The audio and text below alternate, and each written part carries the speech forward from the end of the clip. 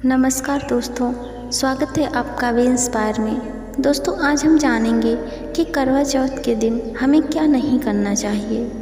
दोस्तों, करवा चौथ का त्यौहार भारतीय महिलाओं के लिए बहुत खास होता है, खासकर उन महिलाओं के लिए जो अपने पति की लंबी उम्र और समृद्धि की कामना करती हैं। यह त्यौहार कई रीति रिवाजों और धार्मिक परंपराओं के साथ जुड़ा हुआ है, लेकिन इस त्यौहार में कुछ काम ऐसे हैं जिन्हें नहीं करने की सलाह दी जाती है, क्योंकि ये कार्य व्रत की पवित्रता को भंग कर सकते हैं। चलिए इसे एक छोटी सी कहानी के माध्यम से समझते हैं। विनायकपुर गांव में एक साधारण सी महिला रहती थी, जिसका नाम था रेणुका।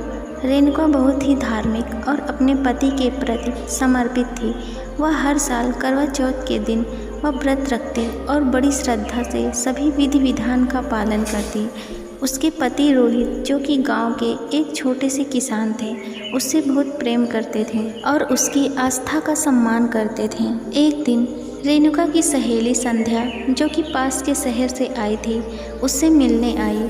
संध्या आधुनिक विचारों वाली थी और उसने रेणुका को कुछ नए तरीकों से करवा चौथ मनाने के बारे में बताया, लेकिन साथ ही उसे यह भी बताया कि कुछ चीज़ें ऐसी हैं जिन्हें उन्हें भूल से भी नहीं करना चाहिए। रेणुका को आश्चर्य हुआ और उसने संध्या से पूछा, ऐसा क्या है जो हमें नहीं करना चाहिए। संध्या ने मुस्कुराते हुए कहा, तुम्हें शायद मालूम ना हो, पर करवा चौथ पर कुछ नियमों का पालन न करने से व्रत का फल नहीं मिलता। चलो मैं तुम्हें 10 चीज़ें ऐसी बताती हूँ जिन्हें करवा चौथ पर नहीं करना चाहिए। पहला काम, सूर्योदय के बाद पानी पीना या खाना खाना। संध्या ने बताया, पहली और सबसे महत्वपूर्ण बात यह है कि सूर्योदय से पहले ही सांस से सरगी लेकर खाना खा लेना चाहिए।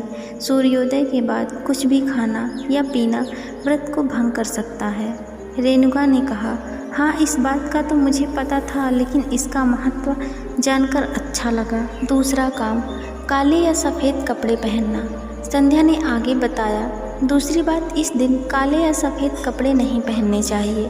यह रंग अशुभ माने जाते हैं और इस त्यौहार पर लाल या पीले जैसे शुभ रंग ही पहनने चाहिए। रेणुका ने मुस्कुराते हुए कहा, अरे यह तो मुझे नहीं पता था, पर मैं इस बात का ध्यान रखूंगी। तीसरा काम, नकारात्मक विचार रखना या किसी से लड़ाई करना। संध्या ने कहा, इस दिन किसी से बहस नहीं करना चाहिए। बहस करना या झगड़ा करना अशुभ माना जाता है। व्रत के दिन मन को शांत रखना चाहिए और सकारात्मकता बनाए रखनी चाहिए। चौथा काम, व्रत के दौरान दिन में सोना। संध्या ने बताया, व्रत के दौरान दिन में सोने से व्रत की पवित्रता भंग होती है। यह दिन तपस्या और ध्यान का होता है, इसलिए दिन में सोने से बचना चाहिए। पांचवा काम, सुई धागे का काम करना या कपड़े सिलना। इस दिन सुई धागे से जुड़े काम नहीं करना चाहिए, क्योंकि यह अशुभ माना जाता है। खासकर कपड़े सिलने से बचना चाहिए। संध्या ने कहा, छठा काम, व्रत खोलने से पहले चाँद को बिना छलनी से देखना। संध्या ने गंभीर स्वर में कहा, व्रत खोलने से पहले चाँद को छलनी से देखना चाहिए, अन्यथा व्रत अधूरा माना जाता है। यह परंपरा हमारी संस्कृति का अहम हिस्सा है। सातवां काम, दूसरों का मजाक उड़ाना। इस दिन किसी का मजाक नहीं उड़ाना चाहिए या किसी का अपमान नहीं करना चाहिए। यह दिन शुद्ध और पवित्र भावनाओं के साथ मनाना चाहिए, संध्या ने समझाया। आठवां काम, किसी और की थाली से भोजन करना। संध्या ने बताया, व्रत तोड़ने के बाद किसी और की थाली से भोजन नहीं करना चाहिए, अपना भोजन अलग से ग्रहण करना चाहिए। नौवां काम, व्रत तोड़ने के तुरंत बाद भारी भोजन करना। संध्या ने हंसते हुए कहा, कई बार लोग पूरे दिन के उपवास के बाद भारी भोजन कर लेते हैं, लेकिन यह गलत है। व्रत तोड़ने के बाद हल्का और संतुलित भोजन ही करना चाहिए, ताकि शरीर को आराम मिल सके। 10वां काम, व्रत की पवित्रता को हल्के में लेना। अंत में संध्या ने कहा, सबसे महत्वपूर्ण बात यह है कि व्रत की पवित्रता को कभी हल्के में नहीं लेना चाहिए। करवा चौथ का व्रत सिर्फ एक रस्म नहीं है, यह पति पत्नी के बीच प्रेम और विश्वास का प्रतीक है, इसलिए इसका आदर करना जरूरी है। रेणुका की बातों को संध्या ने ध्यान से सुना और उसे धन्यवाद कहा।